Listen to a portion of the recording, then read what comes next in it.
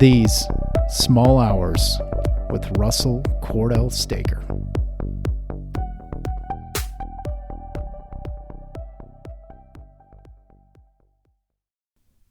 Hello, my friends. This is Russell Cordell Staker, and I welcome you back to These Small Hours podcast. Today is the 23rd of August, 2022, and I'm coming to you from Austin, Texas, sending out my voice to you wherever it may be and hoping that you're well. It finally decided to do some rain down here, or get raining, I guess I should say, and I'm really grateful for it. We've had nearly 4 months of just triple-digit heat, no rain, and man, it's just been a hard bake all summer long. And I know we're not alone. A lot of people across vast portions of this country have felt the same way. But I think the fever is broken a bit here in Texas, and I'm grateful for it and very much looking forward to the fall. And I certainly hope you are as well. Since we last spoke, we concluded reading Walt Whitman's 1855 Leaves of Grass, his original manuscript. And I wanted to immediately finish that project up with something that was going to tie everything together, as I had alluded to and also very specifically stated as we were going through each portion, or the 6 portions that I read. And I had several false starts in doing what you're about to hear right now, and ultimately decided that I was trying to say too much. And so the conclusion to what I want to do today is going to be rather simple, and I think it's going to be far more perfect in terms of what I was always trying to say, but I think it's going to come out better than what I'd intended. And as I often find in my own writing life, and certainly in my reading life, what typically happens is if I overthink something, or I try to interject my own sense of where I think something should go or start, or the middle point of something should be, or what the ending should be, I tend to get in the way of what's really already there and just available in a very serendipitous way. And it took me a month to realize that what I was coming to was already right in front of me. And what's interesting, and this often happens with me, is that another artist came into my own thinking as I was preparing what I'm about to share with you here in conclusion to this reading of Whitman over these last several podcasts, to light the way. And it came in the form of a very simple passage. And I want to read that small passage. It's from the novel by Larry McMurtry, Lonesome Dove, which was published in 1985 and subsequently won the Pulitzer Prize the following year for fiction in 1986. If you've been listening to my podcast, I may have mentioned, I think I did, that I have been reading Larry McMurtry in chronological order, immersively. I'm reading all of it. And I've been reading McMurtry for a long time in my life, but it's been more, a novel here, a novel there. But I made a choice last year to go to the very beginning and just follow in subsequent order each of the books and essays and articles and screenplays or whatever I can get my hands on that he published throughout the course of his life in a chronological order. And the reason for that is I just genuinely love Larry McMurtry. But I also am in a place where I wanted to have the entire experience. And I've done this with a lot of writers over the course of my life. And as I'm getting older, I choose to pick certain writers for my own personal reasons. But anyway, the reason why I'm bringing this up is that I think that in reading, and I'm going to speak specifically of reading, when you have a desire to read any writer for that matter, it doesn't matter, whoever you're interested in reading, you form a relationship with that writer based on the language that he or she conveys in the sentences that they offer, whether they're writing a story they've made up or a story that they're observing from history. It doesn't matter. The words and the insights, the observations that they offer are the link between that writer and you, the reader. And over the course of the time, whether you read one book or a paragraph, or you read all their books, whatever they've decided to write or have published, there is a relationship that's formed. And in this case, McMurtry has been a guide for me for a long time. But in the last year or so, I've really leaned on Larry McMurtry in some tough times and in good times as well, but to give me some insight. And it was very fitting that as I was a bit lost in what I wanted to say in conclusion to this project of reading Walt Whitman's Leaves of Grass, he came to me very, very subtly I wasn't even looking for what came, but when I read this particular passage in his epic Western novel, Lonesome Dove, something clicked. And that's where I'm going to begin today. So let me just read this passage, and I'm going to say very clearly, I'm not going to offer any context. I gave you my context for McMurtry, but I'm not going to give you any context about this particular narration, nor the character that he mentions here, because that'll be for another conversation another time. I just want you to listen to the words for a moment and see with your eyes, after your ears and heart hear them, what it is that's right there in front of us. And you'll have to forgive me, I'm turning the page in my paperback copy of Lonesome Dove. Get to that page. Okay. Listen closely. I really appreciated these words. These came at the right time. I will say the name of the character here. He's going to mention this in the passage. The name of the character that is being described, his name is Augustus McCrae. He molded his biscuits and went out and got a fire going while it was still good dark. Just enough of a fire to freshen up his bed of mesquite coals. When he judged the oven was ready, he brought the biscuits and his Bible out in the backyard. He set the biscuits in the oven and sat down. It was good reading light by then, so Augustus applied himself for a few minutes to the prophets. He was not overly religious, but he did consider himself a fair prophet and liked to study the styles of his predecessors. And that's the only quote I'm going to read from Lonesome Dove. When I came across that passage, something clicked for me. And I want you to stick with me for just a moment as I set this up before we move to the finale, if you will, of what this experience with Walt Whitman has certainly been for me, and what I hope in some way in your own personal experience has been for you. I can't speak to the depths and the range that have come into your own vision and heart if you followed along and participated with me on this podcast, but I have a sense that if you have listened to each of the former 7 podcasts that I put out, this would be the 8th in this project, that I think you and I are probably in similar thinking about certain things. And so be patient with me for a second as I set this up. In reading that, what stood out was the words, while it was still good dark. And I thought of Walt Whitman as being the seer of someone who is with me. He's been with you as well if you've been paying attention and listening to these podcasts, that he's been by my side while it is still good dark. In the life of my own reading, and I'm even thinking of William Styron now, who's another writer that's meant so much to me. And I'm not even going to say why I just mentioned his name. I know my reasons, but I'm going to just say this as well. In the life of my reading, writers, Shakespeare's another one that's just coming into my mind. In fact, I've got a flood of writers that are popping in with this very similar thought that McMurtry triggers with just those few words where he says, while it was still good dark. And I'm thinking of Whitman being the seer by me in that dark. This life is an experience that happens while it is still good dark. Of course, there's light in our life, and there's light in the days that we live, and there's joy. I'm not saying dark as an ominous, heavy, somber thing, although it certainly is many of those aspects. But the mortal realm that we abide in today, that we're in right now, that we're experiencing with every beat of our heart, and in the unknown hours that are in front of us, in the small hours that we're experiencing now, there is a underlying sense of not being able to really see where we're going or why. And with that comes an innate sense of fear. And fear is always present. It drives a sense of our own sense of sadness. It can be the compelling nature of the anxieties that we feel in our life. It can be the worry that's in our heart for ourselves, for our kids, for our loved ones, whoever they may be, for the hopes and the fears of what we want our lives to become. And when I read that passage in the description of Augustus McCrae, as he sets about to freshen the bed of those mesquite coals, he's going to put biscuits on the fire. I'm thinking of him with a cup of coffee. He's probably got a pot of coffee on there as well.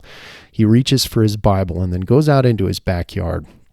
And by the time he reaches that point, he describes how while it was still dark, there's a subtle transition that then lends itself to what McMurtry says, that it was good reading light by then. And at that moment, Augustus sits down to apply himself to the prophets. And that's how I've felt as I've been reading Whitman. I feel as if at this point in my life, and I've shared with you over the previous podcast, that Whitman's been with me for a good while, in little bursts of reading, some in longer draughts of reading, but in this continuum of me wanting to understand what Whitman was saying. I'm at a point in my life now where I feel his presence more in the sense of what the language he provided me presents itself, and I can apply that language better today than I ever could have done before. But that's not a guarantee, and that's at the very beginning of where we're going to go in the conclusion of this podcast today. And in the things that I'm going to share with you here subsequently, I want to encourage and challenge you to know that we haven't arrived anywhere, but we should hopefully feel, at least I do anyway, that we're aware better of where we've been, why we've been where we've been, where we're at today, why that matters. But now we have something with us in the power of the language of this one poet. He's just one poet. And I'm sure Whitman, if he was on this podcast right now, would say the same thing. He says, I'm just a voice, no different than any other voice. He certainly expressed that to each of us as we've been reading Leaves of Grass. He actually melds himself and forms himself into the commonality of the entire experience. He was an American writer, an American poet. He was an American voice, but he was also a voice for the world, not only for his time, but for this time right now.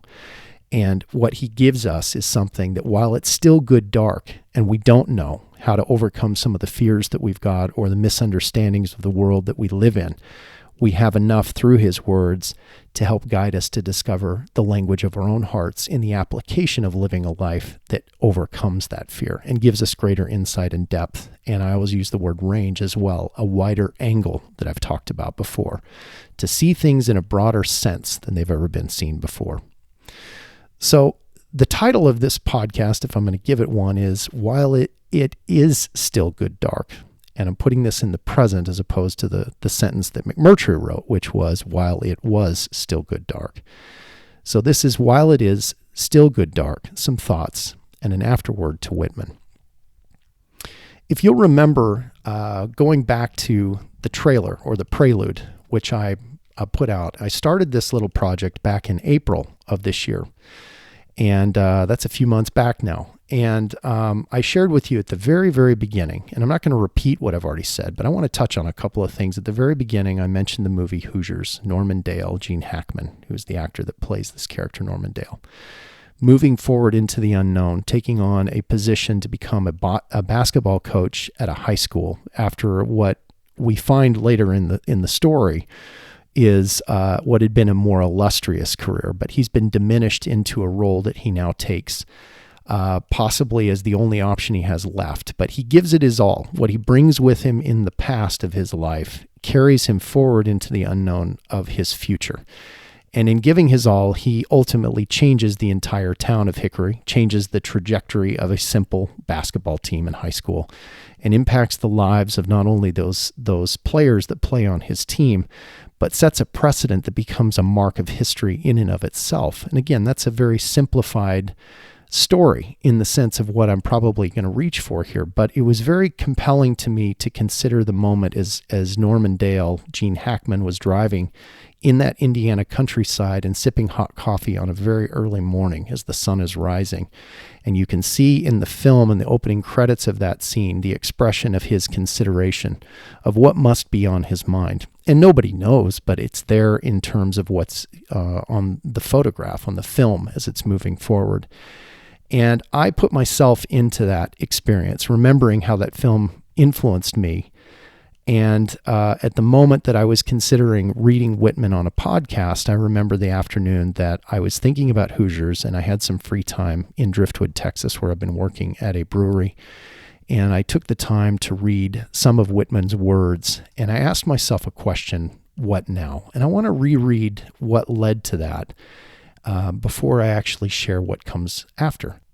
And once more, you'll have to forgive me as I turn now to Walt Whitman's 1855 Leaves of Grass. And these are the words that I read on that windy day in Driftwood, Texas, after I'd had this moment of memory of a film that had influenced me. In Whitman's words, he asks, "Have you practiced so long to learn to read? There was never any more inception than there is now, nor any more youth or age than there is now, and will never be any more perfection than there is now, nor any more heaven or hell than there is now. Urge and urge and urge, always the procreant urge of the world. Out of the dimness, opposite equals advance, always substance and increase, always a knit of identity, always distinction, always a breed of life."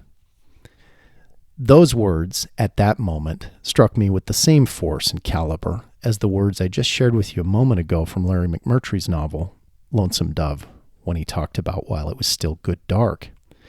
This moment of now, while it is still good dark, the unknown led to a question that I asked myself, what now? And I don't have to get back into all of the reasons why I asked that, and that's not important. As I'm going through my own crossroads about what's coming in my life and the direction that I'm taking and the continued mileage up ahead and the hope and the anticipation of what I think I can become, as I do all of the things that I'm built to do, to go the distance, to be the man that I want to be the man that I am, to be the husband that I want to be the husband that I am, to be the father that I want to be, just as I am the father that I am, and the brother and the friend, all of those aspects, to be the writer that I want to be, the writer that I hope to be, the writer that I am. All of this is happening now. And in the application of Whitman, the invitation came very clear to me as I was reading through each of these, that the possibility of what is in front is all in my possession, and it's in your possession as well. We each have our own individual merits, strengths, talents. We have our weaknesses, certainly. But ultimately, as I see all of this, and I think this is what Whitman's trying to convey to each of us, is that we have an option in front of us. If we take it, it's the right option, I believe. Not that I'm not going to get into that other than to say the option is to see better and to use language that matches what it is that's around us. Are we good observers of the world that we take in? And not just because we notice maybe the color of the sky on a beautiful sunrise morning, but in addition to the color of the sky, what's there just underneath? What's in the shadows? What's around the bend that maybe we don't see, but we can be aware of because of certain things that give us an opportunity to see what's being hinted at. And I think that this is the object lesson that I took as I apply myself to the prophets, if you will, as described by Larry McMurtry. And I'm blending a couple of things here, but with Whitman, it was applying myself to the language that Whitman gave me as a poet. From one poet to a young man who is me now, still living in this life. And I'm not as young as I want to say I am, but I'm in terms of the life that I'm living. Whitman's now gone. He's where he is. I'm here now. But I believe he reached out back to me just as he reaches to anybody that chooses to read his words. And it can be the same for any of us. What we offer from the experience of our own life to those that we love, to those that we hopefully influence in a positive way, can be lasting and it can be memorable. Certainly poets have an advantage here because they write that stuff down. And if it's good enough and if it has enough impact and affectation, it will remain because it's in print and it's in a place where others will come to. And Whitman's one of those. He's one of the greats. So much like the movie Dead Poet Society, he's that sweaty-toothed madman, but he's not a madman at all. He's a man who sees what we need to see and reminds us to look a little harder and to not be afraid to see and then to say what it is we see, to apply ourselves in the small hours to the inception of now, to the wider angle and in defiance of fear that this life so often forces us to feel as if we're succumbing to. We don't have to be afraid when we're willing to see truth just as it is, when we're really willing to recognize our own humanity in the expression of the hard things that sometimes we're afraid to admit, but when we do, we recognize that we are part of the great alliance of this world, that we help each other towards a greater sense of who we can become. And that's the entry point to what I want this conclusion to be. So as if we're sitting at a campfire right now, so let's go back to where I started with Larry McMurtry. I'm not Augustus McCrae. I'm not Walt Whitman. I'm just Russell Cordell Staker. But right now I'm tending a small little fire, and I'm just warming up that bed of mesquite coals because I'm going to put some biscuits on that fire. I've got a little pot of coffee, and there are a few extra tin cups here right next to me on this little wood log. Come sit with me for a minute, and let's conclude this together before we proceed forward with what this podcast is going to become after. And so that's the step we're going to take right now. Come on, it's nice and warm by this fire. Come sit by me. And just like any really nice little campfire, whether it's early in the morning, which can be just as pleasant as very late at night, there is a sense of camaraderie and a sense of comfort that's here, this warmth. And in a moment of gathering around a fire, it's oftentimes a place to tell stories. It's a little circle of invitation where people can open up and express things that they've discovered for themselves in the form of a narration. And so what better way to do that than to actually hear from Walt Whitman himself? We just got done reading his Leaves of Grass, but what I didn't share with you were a couple of passages in what would have been his preface to the original manuscript that he wrote in 1855. And it's rather lengthy. If you get a copy of this, and I invite everybody, that's the whole point of this. I hope that I've turned a few of you on to actually go for yourself. And if you don't have a copy of this in your library, to certainly buy a copy, and then secondly, to read it and apply it.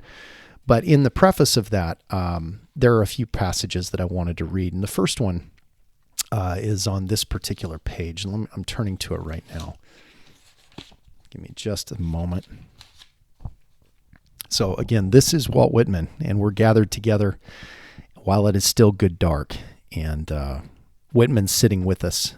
He's going to partake of some of those biscuits and coffee, as McMurtry alluded to, and as I'm sharing with you also. This is Whitman speaking directly about art. The art of art, the glory of expression, and the sunshine of the light of letters is simplicity. Nothing is better than simplicity. Nothing can make up for excess or for the lack of definiteness. To carry on the heave of impulse and pierce intellectual depths, and give all subjects their articulations or powers neither common nor very uncommon, but to speak in literature with the perfect rectitude and insouciance of the movements of animals, and the unimpeachableness of the sentiment of trees in the woods and grass by the roadside, is the flawless triumph of art. If you've looked on him who has achieved it, you have looked on one of the masters of the artists of all nations and times. You shall not contemplate the flight of the gray gull over the bay, or the mettlesome action of the blood horse, or the tall leaning of sunflowers on their stalk, or the appearance of the sun journeying through heaven, or the appearance of the moon afterward with any more satisfaction than you shall contemplate him. The greatest poet has less a marked style, and is more the channel of thoughts and things without increase or diminution, and is the free channel of himself. He swears to his art, I will not be meddlesome. I will not have in my writing any elegance or effect or originality to hang in the way between me and the rest like curtains. I will have nothing hang in the way, not the richest curtains. What I tell for precisely what it is. Let who may exalt or startle or fascinate or soothe. I will have purposes as health or heat or snow has, and be as regardless of observation. What I experience or portray shall go from my composition without a shred of my composition. You shall stand by my side and look in the mirror with me. I'm really struck with what Whitman is saying to us right now as we sit together at this fireside. The flawless triumph of art. And the addition of the fact that the channel of thoughts and the things without increase or diminution are really an open invitation, that the channel of thoughts and the expression of what we see as we look at the stars above us, as we look out over the landscape of the horizon as it's getting a little bit lighter. And I'm going to choose in this moment to say, much like McMurtry described, that it's early in the morning. These biscuits and this coffee, it's getting us started. We're beginning the journey. We're not at the end of it. And so as the light begins to lighten and the shadows begin to fade and the horizon becomes more definite in that inky blackness that's normally there at the early part of the morning, and the stars that we awe under and wonder about are starting to fade away. They're becoming less real to us because they're disappearing, as the moment now, while it is still dark, is starting to transform into the reality of what our mortal lives are going to be. That the channel of thoughts that we have, the things that we take in at this moment, can be and should be enough to carry us through the momentum of what that day can be, as long as we hold to them and keep a curious mind and a wide angle about what's out there. That we will stand by his side, as he describes it, and look, as it were, as if it was a mirror into the life that we're about to head into, and do it together. This is the collective grace of why literature matters for me. I'm not saying this as some professor. I'm not. I'm just a reader, and I'm a writer. I'm a guy who does regular things on a regular basis. I have a job. I have a family. I have things that I am pursuing in my own life, but I participate in language because to me it's the one element, and I say element and it's the wrong word, it's the one source that to me it's infinite. And I know that when I go there, I can ask questions that I will never find answers to, but I can at least ask the questions that compel me to say it's okay to be unafraid. And it's okay to wonder about things that probably are never going to be sorted out in this life.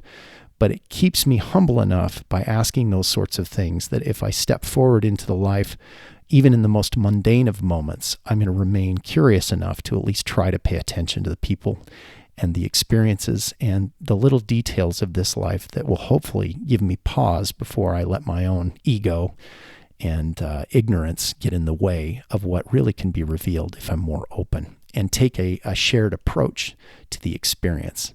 And in previous podcasts, Whitman talked about being the observer in the coffee house, paying attention to the people around him, and not just seeing them, but being a part of who they are, putting himself in their shoes, and in the process of doing that, seeing himself differently than he did the moment before.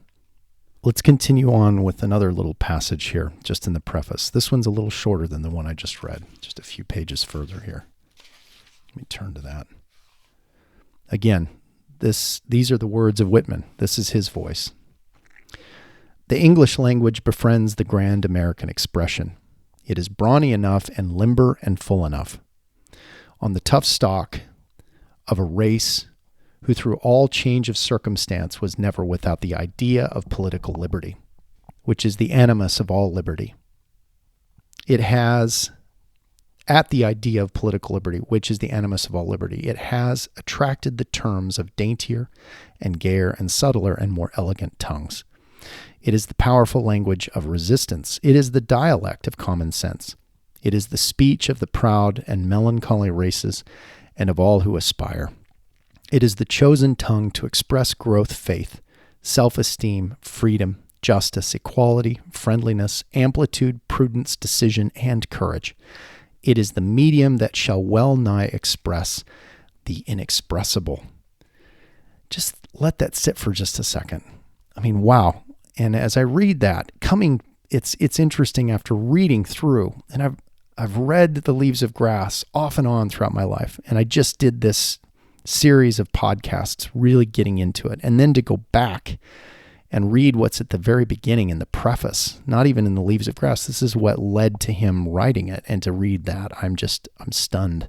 The English language befriends the grand American expression, and it expresses what is inexpressible. When I was a little boy, I used to wonder about how it was that the earth, for instance, among a great many other things that I won't bore you with right now, but just one little experience of thought was, how is it that the earth could just sit in this big vast thing called space, as if it was just like a really light ball. I don't know how else to describe it, and I'm trying to think the way I used to think as a little boy when I'd think about it. How is it that it just sits out in the middle of nowhere?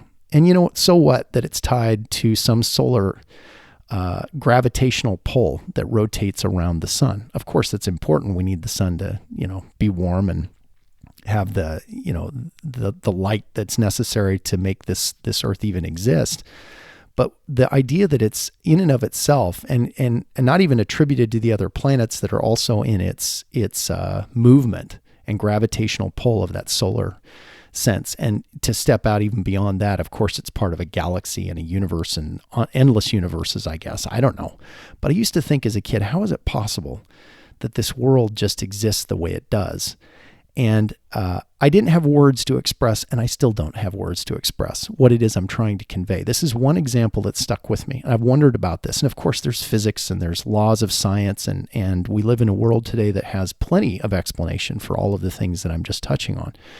But there's a depth there that still doesn't answer the deeper and the far-flung questions that we all have. It doesn't matter what questions are in our heart. There are some that just cannot be quenched. It's like a thirst that you keep thirsting and you keep wanting to get more of a sense of why, but you can't get there. And what Whitman alludes to in this power of language is that right there, right in our own human experience, the expression of words that are centered in this sense of life and wonder and curiosity, a wide, broad view of things, allows for what cannot be expressed. And maybe in the end, that's the point, is that if we're just willing to participate in the words and the things that we think and see, that we'll feel a depth of something that, again, gives us a sense of awe and wonder and curiosity. And that's a humbling thing, because it also reminds us of how really small we are, not in a bad way. I'm not saying insignificant like we're unimportant, but that we really, in and of ourselves, our job probably is just to listen and to pay attention more to what's out there. And he's offering this ongoing sea tide of language that comes on. The very last sentence of his prelude, or I guess his foreword, and he writes, I don't know how many pages this is, and I'm just flipping through my book. It looks like it's about 20 pages on this. The very last sentence of this very lengthy, and these are thick paragraphs that he's writing. He concludes just before he begins the original manuscript of 1855, Leaves of Grass, with this. He says, "The proof of a poet is that his country absorbs him as affectionately as he is absorbed by it." And I just thought, to me, this is where the gift of a great writer really stands out. First and foremost, Whitman is telling us with his own heart, and of course in the expression and the handwriting of his own mind and in the words that ended up on the page that I just read you, how much he loves his country, how much he loves this world, how much he is a participant of the inception of now, that he's projected himself far enough forward that he's still present in this moment. Here it is, 2022. I don't remember the exact year that he died, but he was born, I believe, in 1819. He wrote this in 1855 at the height of his, I think he was 36, 37.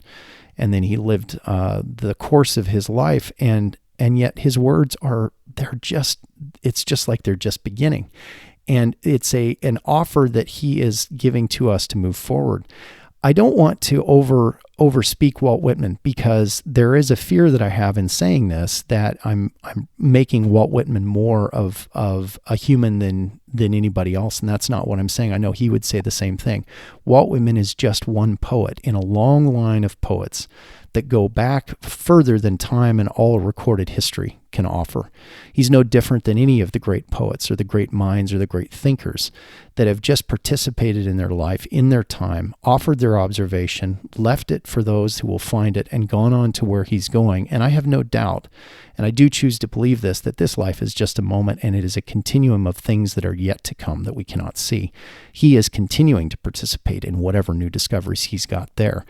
But we have an invitation to not only take what he's left us, but to carry that forward in our own expression and in the lives that we live.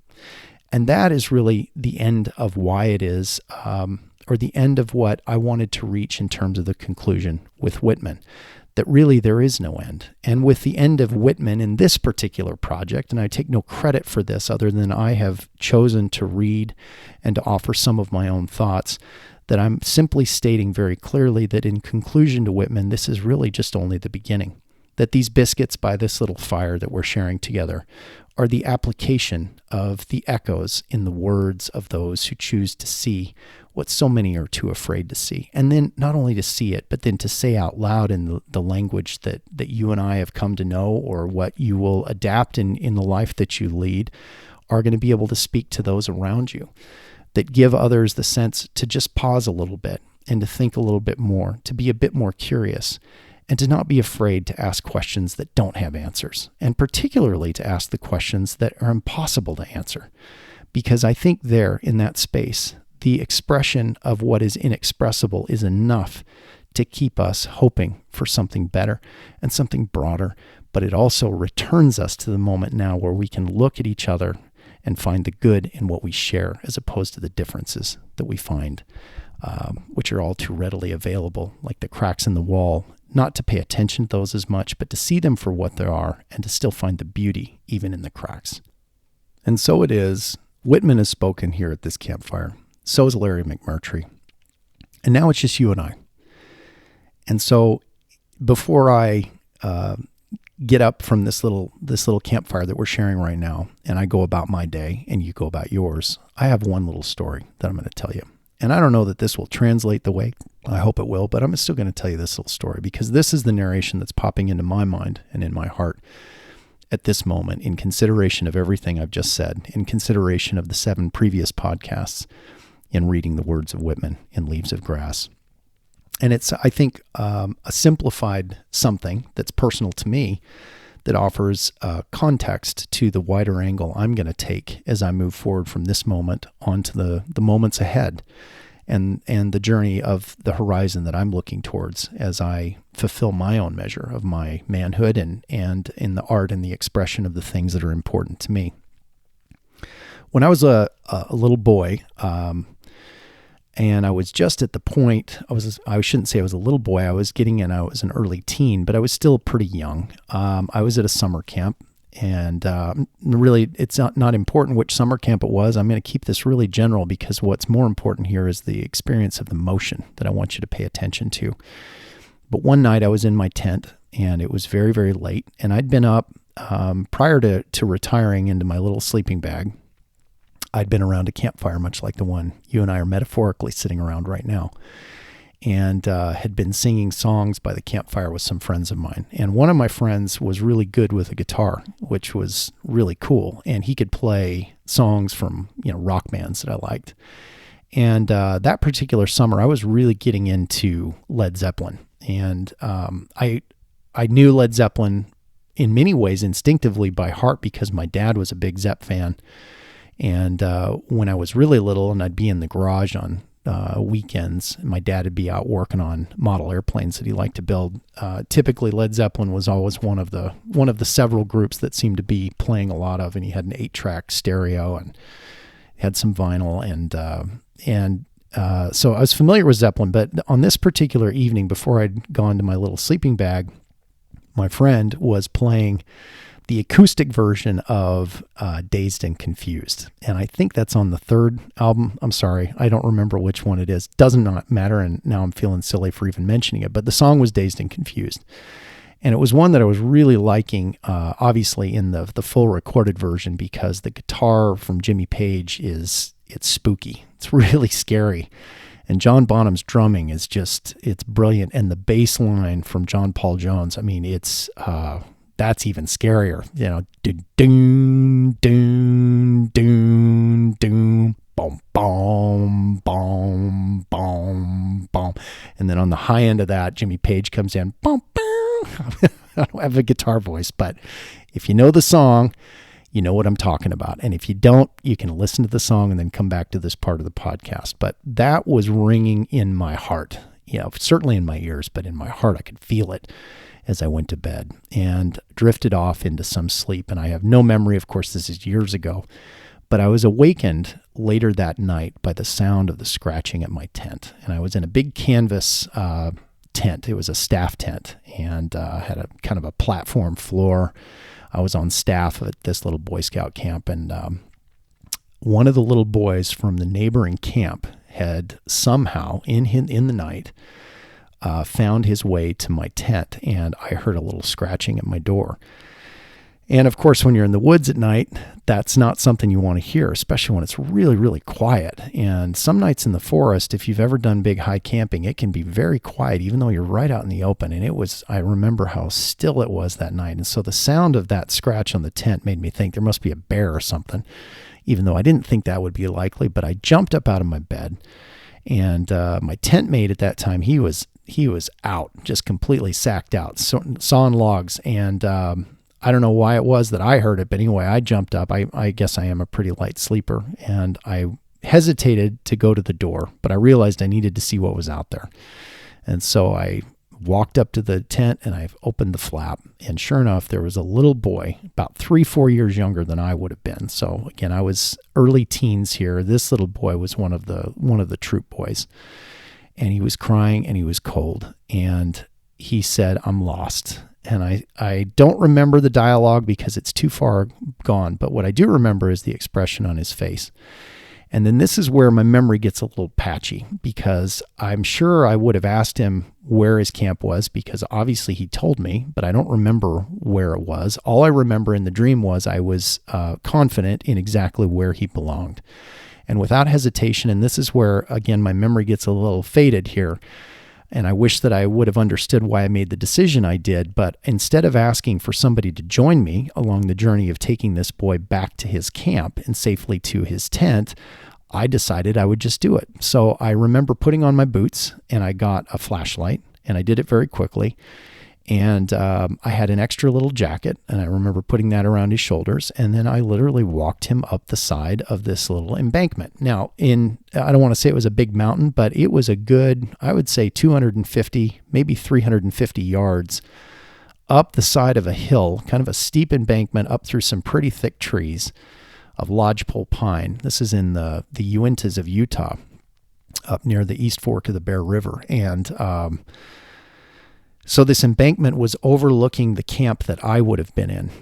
It was not far enough that you couldn't see his camp from where we were, but it was far enough that it would have been a pretty bold move for a young guy of my age to do that alone, especially in the middle of the night. The moon was out. It was really bright. It was bright enough that, honestly, I didn't really need my flashlight until we got into the trees on the embankment that led up to what would have been the opening part of his camp. But I got him up to the top of the hill. And by this time, the little boy was, he's clairvoyant enough that he was able to point out exactly where his tent was. And so we located his little dome tent, and I took him over there, and we unzipped it. I got him snugged back in and wrapped up in his blanket. I told him, "Don't get out of your tent again."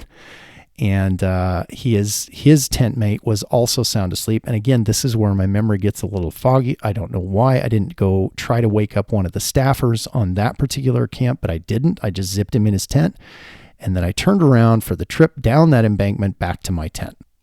And I think if I'm really trying to dig deep here on what my thoughts would have been, I know that I was proud of myself for getting that little boy back safe up to his tent. And I know that he was grateful, and he was so grateful that little boy, as I was leaving the tent, I know he was probably fast asleep right out of the gate, because once he was snuggled back in the bed, there was a serene look on his face, and I knew he was going to be fine.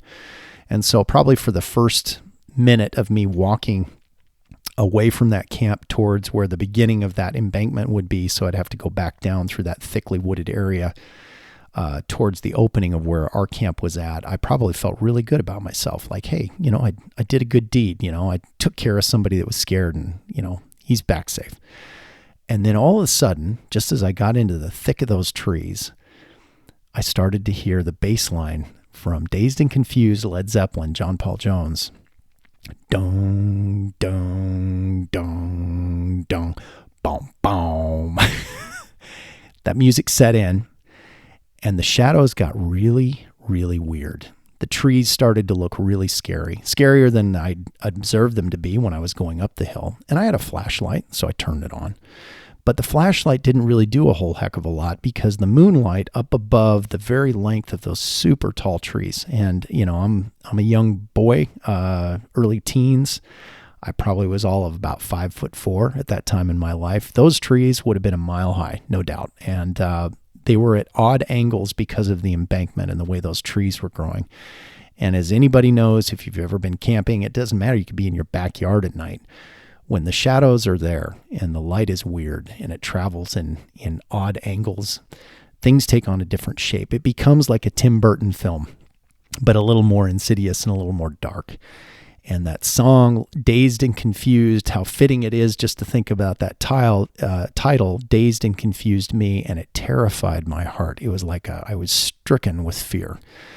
and it took hold of me as if there was a hand gripping icily at my heart. And I'm not trying to sound too poetic on this, but that's exactly how it felt. And I felt the hairs on the back of my neck stand straight up. I was like Ichabod Crane on his way back from, on his way to Sleepy Hollow after being at the Fun Tussles for the Halloween party.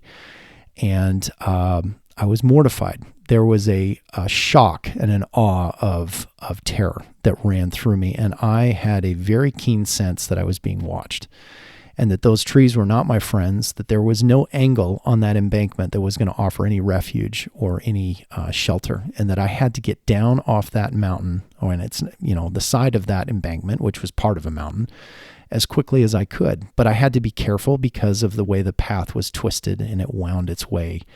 And I had taken a certain way up that little embankment that wasn't really a place that I could go back. And so all I could do at that point was I just steered myself towards where I knew the opening would be at the bottom of that embankment.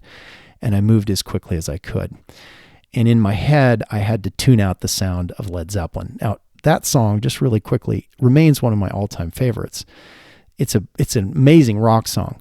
But in that moment, I didn't want to hear that song. It was the last thing I needed to hear. And so as I came down the mountain, I started to speak words of comfort to myself. I don't remember all that I said, but I do remember singing a little song, a little religious song that I had out loud. And it carried me enough till I got all the way to the bottom of that hill. And the song doesn't matter, but what mattered was in that moment, it was my own little voice that as almost like a happy little cry rose up above the shadows. And it carried something that expressed a greater courage than I had without my saying or singing what I did. And it got me out into that opening. And when I got into the clearing, as I'd come through those trees, I could see my tent under the beautiful moonlight. And it was very pretty at that point because I'd made it through that winding and twisted and angled, shadowy path. And I made a dead run for that tent. And when I got in there, I knew that I was safe and I was okay. That's my story. So there's really no great conclusion to a story like that other than to say that what I look at now, when I look back at it all these years later, is that what reminds me or what stays with me was the idea and the sense of my own fear. That what I'd conjured out of the shadows and the shapes of the false phantoms that were in my heart based on the sound and the beat of a song that I was misinterpreting in a moment and I'd taken to a place of just pure fear. I was reacting to something that was a deep, deep chasm of the unknown. And I had to face that. And in that moment, I did get myself down the mountain. But what came to my aid was not some Superman. It wasn't some God that came out of the ether to, some angel to guide my way. It wasn't a friend, and it wasn't even a foe. It was the sound of my own voice. And I think that's what I want to conclude with, is that in reading great words of comfort, and they don't have to be complex. Oftentimes, the great words are the simplest. And Walt Whitman offered a lot of very simple words in a magnificent, epic way in Leaves of Grass. He is that sound that we can put voice to in those moments when we're coming down our own embankments, where the shadows and the false phantoms are highest. And if we can remember as an American voice that we have the ability to speak peace to ourselves and to those in front and around and to the side of us, then we will sustain ourselves and we'll get through whatever is the unknown. That's the message. So for me, in the conclusion of reading Whitman and where I'm going to take this podcast going forward, and stay tuned because there's some great stuff coming, this is the moment to answer the question, what now? And the answer isn't what is it going to be, it's just what's next. What's right in front of us and what's there to be seen, but to be taken in the experience of seeing in a broader way, a wider angle, that is the annihilation of fear, and doing that, just being more human. And that's the hope. And I really have been honored to read Walt Whitman. He's been a great sustaining force in my life. He is a great seer. He's a great unifier. And in conclusion to what Larry McMurtry reminded me, that while it is still dark, we have with us a voice of calm and reason. And we can rely on those voices that are calm and reasonable and kind and curious. The voices that ask the questions that maybe there aren't answers to, and remind us that it's the right thing to do to ask the questions that some people don't want to answer. It's okay. Because in our own hearts, when we're most curious and we look at the world around us, it's the unanswerable things, the things that can't find expression, that will be there in the words and the strength of the experience and the shared collective humanity we have with others. And that's the conclusion for me, for Walt Whitman. I appreciate you being a listener. It is just a real joy to do this podcast, and I'm grateful for this experience. This has changed me. I hope in some way it's changed you as well. We are now concluding Walt Whitman, and I want to let you know that in the very near term, we're going to branch off into some really wonderful new experiences with literature. I have some writings that I want to share, but there are some new avenues that are coming, and I'm not going to say what they are, but stay tuned, because the next podcast is going to introduce something entirely different and quite refreshing. And I look forward to sharing that with you in the coming weeks. So please take good care of yourselves. Look forward to the fall and to the delights of Halloween and Thanksgiving and Christmas and all the things to come. And remind yourself that this is a time to reach out to those that you love, and take some time as school's starting back up, or if you're starting new jobs, or getting into new opportunities, or maybe you don't have new opportunities. Maybe you're in a place where things aren't going the way you'd want. Just open yourself, avail yourself a little bit more to somebody else. You could be at the grocery store line, but there might be somebody there that gives you an opportunity to see things differently. And you also are that person for someone else that maybe needs that as well. So reach deep into the language of your own heart. Be simple, be kind, and take the time to just share what's there. And I think you'll be surprised at what comes. I'm Russell Cordell Staker. This is the Small Hours Podcast, and I'll be talking to you again really soon. Bye for now. Thank you for being with me here in these small hours.